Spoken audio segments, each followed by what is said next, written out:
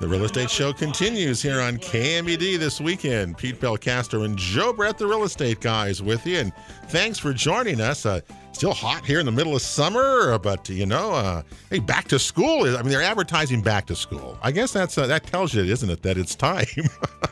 Right? Whoops, there you go. I'm sorry. Parents and grandparents jumping up and down for school to start. It's not a problem. It's a good thing. It's been such a hot, dry summer. It just... you got to go up to like the Lake of the Woods or something to jump in and get in some cool water. It's just, or the Rogue River is low. And I did go on the Hellgate jet boat excursion for dinner. I hadn't done that like in 30 years. Took a whole bunch of friends, down there. And Grants Pass is a great place. I really enjoyed that. I hadn't done that in beautiful homes down along the Rogue River. That's worth just the trip. It's worth the trip to go down the Hellgate Canyon just to see the beautiful new homes that have been built there in the last 30 years. And I was going to say, it had to look a lot different. 30 years is a long time. You should go down more often. You looked a lot different when you went on the boat last time. I know. It was really kind of cool, though. Anyway, it was a great fun. And what a great attraction is Hellgate. Yeah. And the Shakespeare with the tourists. I played tourist host for a week. Anyway, it was a lot of fun. Bob Gervais is here. He's the principal broker and owner of REMAX Ideal Brokers, Medford and Grants Pass. And Joe, before you got here, I was telling us, as Bob walks in here with a big smile on his face, I said, Bob, what's going on? He's happy. He's happy, first of all, to be alive and with us. That's for sure. He recovered from a heart attack. But I said, July must have been a pretty darn good month at REMAX, wasn't it? You said, robust buying and selling. And you said? Absolutely. This is the time. Yeah. It's been a little hot, but other than that, we have lots of things going on. Grants Pass, by the way, a wonderful market. They're some of the most beautiful estate homes that you'll find in Southern Oregon. Rural properties. Gosh, yeah. Amazing. I've been showing some, and you're right. I don't know my way around rural. But there's too many roads out there, and you get lost. I get lost, as you know, pretty easily. But there are some fabulous. He knows Ashland pretty good, though. Once he gets to talent, it's pretty sketchy. Yeah, that's true. But anyway, but when you find them, boy, there are some gems and beautiful properties up there, and I think people fall in love. I think Josephine County, to us here in Jackson County. Because you and I spend a lot of time up there. Well, Bob does too. I should have said all three of us actually do. And people love it there. Yeah. And I don't think we give them enough credit for the beauty and the fabulous properties that are actually in Josephine County. And just those activities you talked about with your guests in town last week, Shakespeare and the jet boat ride, Crater Lake is right up the road. We talk all the time about because of the climate and because of some of the amenities and the proximity to the mountains and the ocean that we have, it is a great place to live, and people desire to live here. And these things just underscore that. When you have friends come to town, they're pretty wowed. And lo and behold, 30 years later, we got Pete back on a jet boat. So. Well, I was talking to some of the fellows like who run the jet boats in Shakespeare, because I haven't been to them in a while, and they tell me that the majority of people that they believe that come on these tours, these tourist things that we do, are people who are visiting people here, and they all go together. You know what I mean? Like we took 8 people with us. I mean, that kind of thing. And did you get wet?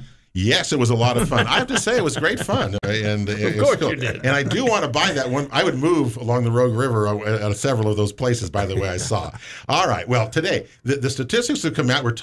We've been having our midsummer reports. Last week we heard about water and the situation that we're facing. Early irrigation cutoff. Remember, Joe, with Randy White and Steve Mason were here. We got early irrigation cutoff, and the Rogue is really low. I mean, the Rogue is low. I mean, so but we're going to make it through this year. It's the next year that is it going to be a problem. And out of all of those kind of that bleak talk about water.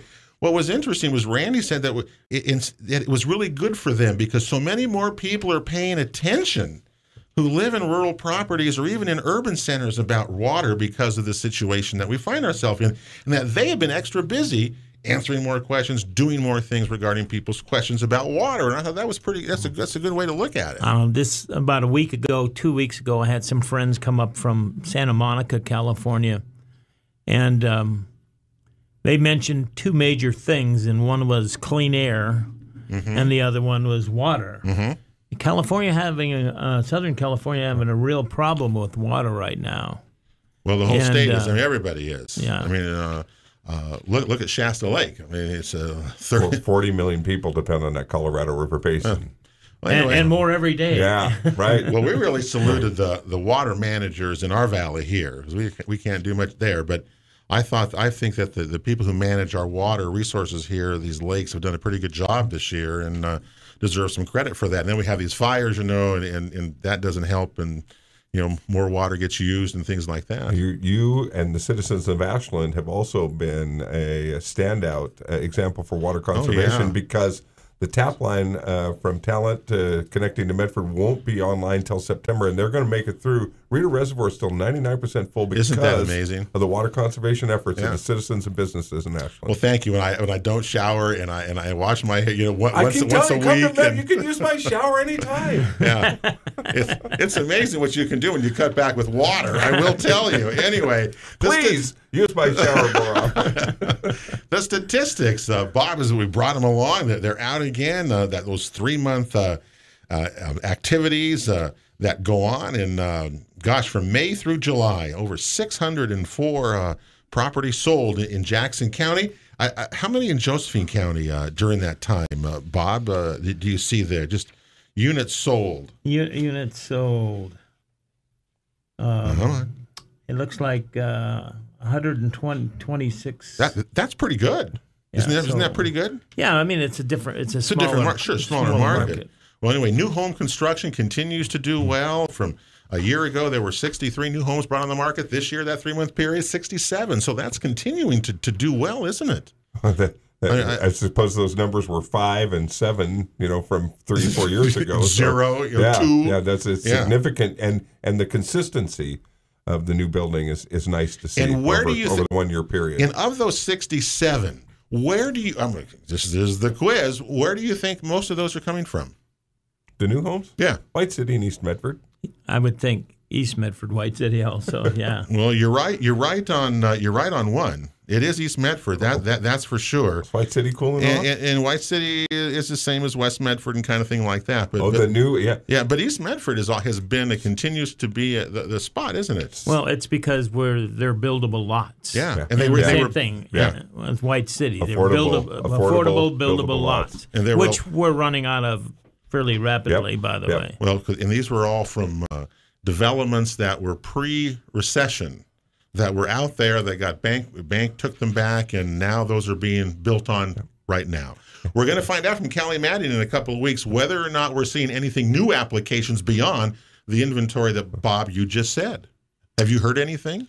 What I do is watch what's going on properties that are buildable properties, properties that could be developed into residential subdivisions, if you would, and I see a few around here that have been approved, which means that they've taken to the city, they got approval, which means they've gone to the bank. So they have financing. Is that generally what you would say to that? We're starting to see some banks stepping up a little bit, where a couple of years ago they just hands off anything that was plain dirt. Yeah. Wouldn't touch them. And they're really going to be kind of the keys that those banks are to really turning it loose eventually.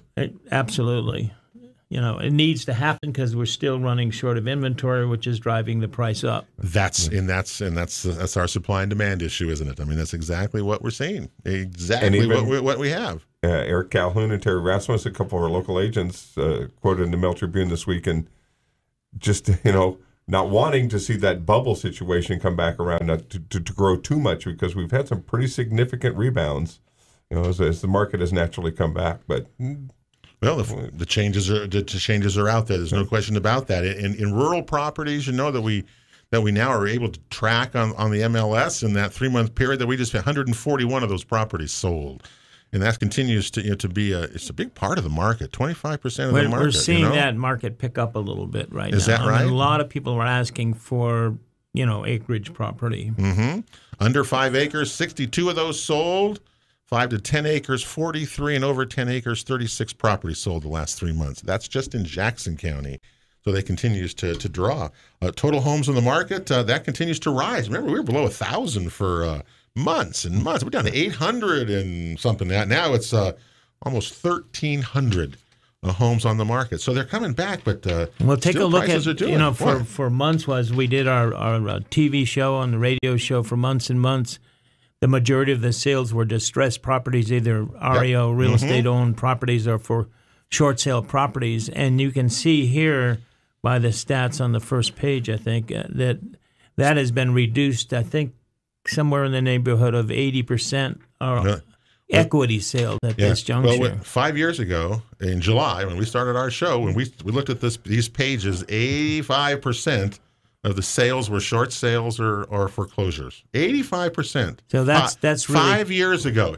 This report is the highest I've ever seen the other way. 88.2% of all sales now are regular sales. That means only short sales and foreclosures make up under 12% of the market. Now, that seems to me, in your grand wisdom of years of this, is that a normal kind of thing that we would have seen before we had the bubble burst? There's always going to be foreclosures and so on and so forth. When the market was real hot, somebody got late on their payments. All they had to do was put their house on the market, and prices had escalated enough that they could pay off their debt and walk away free. But when the market went down and prices went down, that's when they got in trouble. So typically the type of REO foreclosure properties are properties that had some kind of measurable problem. For example, they had a bad foundation, or they had no water in a well, septic, and it outweighed the value of the property. Okay. Those are the kind of foreclosures that were coming in because people weren't buying because there was something wrong with them. Okay, sure. But nowadays, we're starting to come back and recover that. So you still have foreclosure properties, but you need as a buyer now to take a close look at what you're buying, have your inspections and so on and so forth to make sure you're not getting in too deep, because just because it's a foreclosure does not necessarily mean it is a great buy for you. Or that it's been taken great care of in the past 2 to 3 years, and some of those vacant properties really age quickly and when they're not taken care of and maintained. Well, just look at the winter time when it gets so cold and they don't have the electric turned on or whatever. They get broken pipes and. Well, that is really some good advice, though, because I never thought that bargain, the great bargain of the foreclosed property has tilted now. Now a lot of these are problem homes that are out there left, and you better double check to make sure that what you're buying. I mean, we always want to do that, but you better double check any foreclosed property. Now, that's a good point, and now I never thought of that, but it makes a lot of sense. And I still talk with buyers occasionally that are, hey, can you give me the list of foreclosures? And are looking kind of exclusively in that direction. So it's good to note that it's a changing game. Yeah, and it's a changing game for the better, I think. I mean, values have come back to people's property, which lost so much of the value. You're one of them, Well, and I'm at the other end of that thing. I mean, this is what concerns everyone knows I live in Ashland, and all of a sudden, prices are like going really high. And I look at what some people are listing their properties at, then I look at mine, and I go, I can get this huge amount of money, and I just can't believe somebody would buy that. You know what I'm saying? I mean, it seems like it's too crazy again. And didn't that how we got in trouble in the first place, Bob? It's not investment. It's a commodity, if you would. It's ruled by supply and demand. Yeah. So it's where you live. Yeah. And I don't think you're planning on moving real soon. Even if you got $20,000 more for the house, where are you going to move to? See, that's exactly what you go through your mind. Arizona, I can retire and do those things. But what do you think about the Mojave? Yeah. Well, it's really interesting in the statistics. So, I mean, things are really doing well. The prices are up. I mean, you can really say that. I tell people when they ask me, I said, this thing has absolutely turned 180 degrees from when we first started our shows, and I think that's really good for our economy and helpful. It's great to see new construction coming back, and we've heard from Brad about that. You like that? It's a good thing for everyone. Prices have come up. I think that's a good thing. And buyers, it always says buyers beware, right? Let's test the people that listen to this radio station and you guys. Okay, for this quarter, Would you say pending sales are up or down? For the quarter, May, June, July? Yeah. I would say pending sales, I would say they'd be down. Down. No, pending sales are up. What about new listings in Jackson County? Are they up or down? Okay, I'm going to say they're probably up because there's 1,300 on the market, so they got to be up. Go up. They're up in Jackson County, but down in Josephine County. Okay. Average days on the market, are they up or down? Boy, they were down for a while there. They were down like the 60 days for a while, so I would say maybe in the summer they've kind of gone up a little bit. They're down. Nope, you're wrong. You're not both wrong. One of you are. He's pointing to Joe, I might add. I was looking at Joe when I said that. That's the sidekick's job. Yeah. All right. Original list price versus selling price. Well, that's always around 90-some%, which is really good. We're going to be out of time here. We're going to come back. The Real Estate Show continues here on KMED right after this.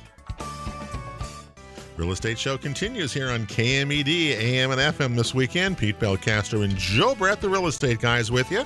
I'm a broker with John L. Scott, Joe with REMAX Ideal Brokers. We get together every weekend with you and our terrific group of guests, share information about the real estate market in Jackson and Josephine County, and all of our efforts want you to be a good real estate consumer. You know, it's still the biggest investment you'll make, and with so much out there, it's even more important that we do our homework whenever we get involved in any kind of real estate activity. That is for sure. Welcome to the show, Joe. Things humming along with you. I didn't know I had to do homework. We have to be on the show. I'll tell you what, Joe and I have been a while. We have a property listing. We have it in it's pending actually up on the Green Springs, and the flyer was up there. I was going to go up there with a bucket of water, stop at Tubb Springs if it got close to this. The sale we were doing up there. Huh? I had my hatchet and saw. I was ready, a chainsaw. I was ready to get up there and get after it. We were going to save that house. No matter what. That was the only one going to be left standing. Well, you have to hand it to those firefighters. Those flames are HUT, hot. And those winds shift. I mean, some of those volunteer firefighters up there had a close call at the start of that Oregon Gulch fire, and it is really, boy, there are a lot of them out there doing some dangerous work. It's dangerous, and it's hot, and they're in rough territory. Joe and I covered forest fires when we were in the news business, and it really is a lot of work. And so, boy, I hope they get them out, and we'll continue to pray that they all be safe, that's for sure. We're talking with Bob Gervais, the principal broker and owner of REMAX Ideal Brokers. We're going over some of those latest quarterly stats for us, which gives us a great picture of it. I mean, everybody talks about, is this hot? How is this? The statistics give us the real picture. And I think that's why I always like to share them. We like to share them with you because they really tell us, don't they, what's going on in our market. Pete, how's the market?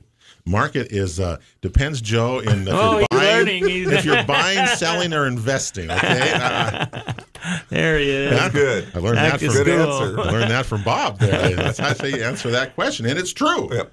Because right now, if you're selling, you're saying, "Hey, prices are up. I'm thinking maybe I can get more for my property than I thought." That kind of thing. That's a different view than the buyer, which is saying, "Hey, the prices are too high. I gotta make a lower offer." That kind of thing. What if you're buying a rental? Is it a good time to buy? Well, I've got one coming on. A duplex anyway. Well, when we hear Laurel Adams in the shortages of rental properties in our county, it's startling. The vacancy factor is less than 1%. Well, she had Laurel at All Cities Property Management. Last time she was here in the studio. She has 350 properties. She had one vacancy, and it was not a 3-bedroom, 2-bath property. Nope. Which means, what do you think is going to happen to rents? Rents are going to go up. Yeah. Which is going to increase the yield on a given investment for a person. So is it a good time to buy? Well, and it may also increase first-time home buyers who are renting to get into the market again. And you have brought some information by today about some of the pitfalls, right? Because I think it's really smart. If rents go up and you're renting, it might be smarter that you ought to look at that buying again because the interest rates haven't gone up that high. That caught my ear in our first segment discussion that prices are on the rise. Interest rates eventually are going to move a little bit too. Those first-time home buyers, and I think of Ashland, that unique problem to Ashland is to have young families be able to afford homes there. There was a little window there where they were able to get into the market, and it's kind of that window's closed. Kind of a closing it's again. Closing. It really is. So first-time homebuyers and those considering and seeing those rents on the horizon on their way up, boy, this is really a time to take a good hard look, talk to a lender, and maybe see what your position is. You know, and I'm going to give you some financial advice here, fiction and fact from Bob's Almanac, okay? But the time to buy or borrow money is not when you need to borrow the money. Right. And so for you guys that have a home that has some equity in it, you can get a great deal on a home equity loan right now. It can sit in abeyance. You're not going to get charged because you're not using it. Mm-hmm. And when something comes up that's good, then you're going to be in a position to have the money there to respond to that. That fast. So you're fast. So you're saying there that if you have some equity is to go get, because they're giving equity lines of credit again, right? I mean, the banks are doing that again, that have that money already just ready for you to use if you want to get something now. If you want the money and your position is not real strong, guess what you think is going to happen to the interest rate? It's going to go up. It's going to go up. It absolutely is. Okay. That's a good point. So that's for the more seasoned folks that have a home, that sort of thing. I mean, I've been known to have equity line in my home where I see a great rental. I'll go ahead and use my equity line to buy the rental, put some paint and carpet in there, rent it, and refinance it, take my money out, put my back in an equity line, and now I have an income stream coming in from a rental. So you refinance, you take your home equity line, you buy it with cash or whatever, you fix it up, you rent it, then you refinance it, then you pay that back, and you've got the thing. And going. Now you have an income stream. You have an income stream. Right. Yeah. Now this information here has to do with first-time home buyers, and it's called 5 financial missteps to avoid when buying a home. Your credit is real important. Credit's important. When you go, no matter what. And so one of the things is letting your score drop. If you have score of this in the 600s or so, and you let it drop, it's going to affect your interest rate dramatically and or your ability to get a home. So when your credit is that low versus a 700 or an 800 score, something of that nature, you need to keep an eye on it and do some things that improve your credit rating per se. Well, what would be something you could do to improve your credit rating? I mean, you got to go get more credit, right? Isn't that how that works? Or just get your balances down. Yeah, or your balance is down. Your balance is down. You got to keep your balances low. They like that to have you no more than 30% of your value. So if you have a $10,000 line of credit, they don't necessarily like to have you at $9,999. Like happens for real estate brokers sometimes. Yeah, the figure is 30%. 30%, right. So you want to pay down those loans or something to get rid of that baggage in front of you. And understand, and I think I learned this just after I got out of college, it's an easy way to spend money when you have a credit card. Because you buy stuff that you don't really need. And you really shouldn't buy it on a credit unless you need it really bad or something of that nature, we've all been through that. Yeah, and many of us learned the hard way. I think a lot of our that, don't we? I think a lot of our real estate consumers are much more savvy in all those aspects of how it all plays together nowadays too. Consumer credit accounts for 35% of your credit score. So, when you have an opportunity and you go to one of these stores and they say to you, oh, you get 10% off this already 50% off deal if you buy a credit card from us. Right. You wind up financing that anyhow and then they get their money back. And now you got one more credit card that's going to go on your account. And makes it a little bit more difficult for you to. They can look at that and it paints a pretty clear picture. What are the other ones you got there, Bob? Debt to income ratio. And avoid the shopping sprees. It's real easy to go into a store like Costco and spend $100 pretty easy, or I can think of a few things I need on the way home. Don't. I mean, the bottom line is don't overextend yourself, because you can get in trouble that way for credit scores as you can overextend yourself in terms of housing. And you don't want to get something that you can't afford, right? I mean, isn't that what that's the biggest thing. That's one of the things that we're going to be talking about in a second. The next one I was going to talk about is changing jobs. Okay. Yeah. Most lenders want at least a 2-year history, and they're lending you money based on your ability, not how much money you make necessarily, but how you're going to pay it back. How stable you are. Yeah, a business loan could give a commercial loan could care less about how profitable your business is. Right. What they want to know is you have the ability to pay back the loan. Pay back over that time. loan. You got to be able to pay time. it back. That's why we proved before we buy that you have the ability to close the loans. Remember those kinds of things? All comes back to what Bob is talking about. Hey, the Real Estate Show rolls on here on KMED. Next week, we've got Guy Giles and Summit Funding. We'll update you on mortgage interest rates. 2 weeks from today, Kelly Maddy, the Jackson County Planning Director, will be here, and we'll catch up with her. All that ahead on the Real Estate Show. We're coming right back after this. The Real Estate Show continues here on KMED, AM and FM this weekend. Pete Belcastro and Joe Brett, the Real Estate Guys, with you. And thanks for being with us here midsummer. Gosh, lot still to go for summer before Labor Day. We're rolling around, as you know, and a lot of people on vacations. It's a fun time of the year. Yeah. If it wasn't so darn hot, I just wish it wasn't so hot. Pete, you say all that with such enthusiasm and optimism because you don't have a football game to webcast for Table Rock Sports on September the 5th. I'm going to go sit. So I'm going to go sit in a mountain somewhere. You and Bob will be playing golf that evening, probably. That's what I should do. Right. That's a probably good idea. We're today with Bob Gervais, the principal broker and owner of REMAX Ideal Brokers of Medford and Grants Pass, and we've been talking here about the statistics that have come through, and which showing us the midsummer break here of things are robust, things are selling. When you get, you're the principal broker there, and you see all the deals that come through the buyer side, the seller side. Where are people coming from? What's going on there in your opinion? Is it moving here? Is it people locally moving around, changing, or is it a combination, little of everything, or is there something predominant a trend that we're seeing? We still get a large amount of people from out of the area moving in, not just from California, but from other areas. And are they coming Washington, for Alaska. retiring or coming for jobs? That's probably they're coming for retirement. This is a wonderful place. We have good medical, facilities. We have all of the events that take place and so on and so forth. No tornadoes or earthquakes or mudslides. Yeah. Quality of life. So retirees, it's certainly true. We see a lot of retirees, older couples coming through and retiring now or the next few years. They're planning. They're getting ready to do this.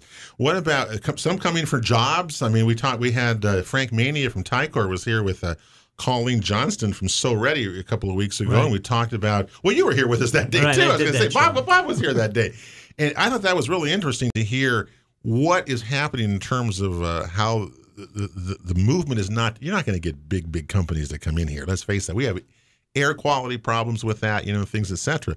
But there's a lot going on. I didn't realize that. How much? There's a lot of people that live here, and their jobs are out of the area. Okay. They'll fly in and live here and do their work on computers and so on and so forth. And when they need to fly to Los Angeles, that's what they do. Well, it's the entrepreneurism, and this is a great place for that. So, well, that's good to hear, and it's great to hear that things are continuing to be robust, and we want you just to be smart. Just be aware that prices are rising. Interest rates are, as Joe's there, holding steady. We'll find out a little bit more next week. But overall, it's been a pretty good year, I think. All right? Do you want to finish your back to list? Okay. I only had one other comment, and that is a lot of times people go out there and buy too much house for that. Maximize what they've been offered. Oh, you can qualify for $230,000, and they wind up buying a $265,000 home, which is totally fine.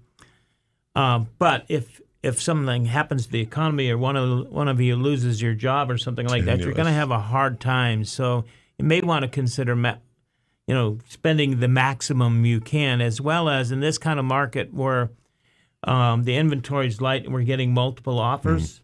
If you go and make an offer on a house and you're at maximum, Right. and there's a multiple offer situation, you have no place to go. Yeah. Mm-hmm. You can't move up any further. So if you start at your maximum, your lender says you got $300,000, and you start there, and you get multiple offers, you're stuck. And you got to go to 305 or 310, and you're you stuck. can't go And in. you're swimming with sharks that could put another $10,000 down like a bat, not even bat an eye at that. You got to be. Well, that's really good advice to be careful about that, because so many times we're Get so in the apt game, to get to the most I can get from that, and because I really like this place or something. But the more you get, doesn't necessarily mean the smart move for you. Maybe that's the stepping stone to that next place. Buying or selling a home is a very emotional experience. Some people handle it well. Some people don't handle it very well. And I don't know. Do you guys think there's stress in our business? A little bit, yeah. Well, there's certainly. I always experience with that. Well, I tell clients sometimes this is going to be the most painful experience that sometimes you're going to go through. It's going to be emotional for you. But if you tell them ahead of time, they think people are prepared for it. I think it's a shock sometimes that you don't expect something, or or your agent is not communicating with you, which is probably the number one complaint that people have, is because you get busy or whatever, you don't talk to each other. Well, you predict this thing's going to continue then for a while. You're optimistic. What happens generally in the fall, Bob, as we get to September, back to school? Are we going to see continue? I think it's going to continue for a while here, folks. I really do. I think that it'll be positive, and it's tracking a normal trend of real estate sales in the business, where it's slow in January, February, and March, and picks up in April, and then runs through to September, October, and then start to slide off in November. Right. That doesn't mean you can't sell or buy in October, November, December, January, February, but it slows down by, 25-30% is probably fairly safe to say. Yeah, at least that, I would say. That's probably true. When it's raining, when it's snow out there, you're not getting hordes of people to show up at your open house. We find out a lot of people. There are those compelling reasons of health or employment or life situation, things like that always drive real estate sales year round. Right. Yeah. And we find out a lot of people look in the winter, and just enjoy doing that part as well as they get ready for the spring. So, well, it's going to be interesting. It's good to see things are going, and your office doing well. So, I mean, buying and selling continues to be robust. We have nothing to complain. I guess the bottom line is, we have nothing to complain about, which is really rare for me and Joe to actually, and especially, be in the same room and say that. We have nothing to complain about. It's doing well. Southern Oregon's Got Talent. We're almost out of time. You had what, 100 entry at and not just the fair. At the fair, okay. Not just the fair, but in total. So wow, our judges brought it down to 15, and finally now to 10, which are our finalists. Okay. And the talent this year is better than it's ever been, and it's always been good. It's been really good. It's improved each year that you've done it, because it gets more exposure, and people know what it is, and they're getting maybe their they're acts rehearsing together for the year to get better. Our community, our entertainment community, has really come to embrace this event and come to realize what a great showcase it is at the end for those 10 they got on stage at the Criterion. When will you announce the 10? Next week. Next week? You can go to our website, and it'll be announced, and the sponsors. Look for the ads on Channel 5 and also the radio stations here. Mm-hmm. Also the Mail Tribune. And what is the date of the big show? October the 23rd or 27th. Kind of in that neighborhood, right? It's in October. Just leave those dates open. After the 15th, I think it's 7/22, I think. We'll clarify that as the weeks go on. That'll do it. Bob, nice to visit with you. We'll talk to you soon as well. That'll do it for the real estate show this weekend. Gosh, thanks for being with us, everyone. We're back next week. We're with Guy Giles. We'll talk about mortgage interest rates. Of course, this show repeats at 9 o'clock Sunday, and all of our shows are realestateshoworegon.com. Good night. God bless everybody.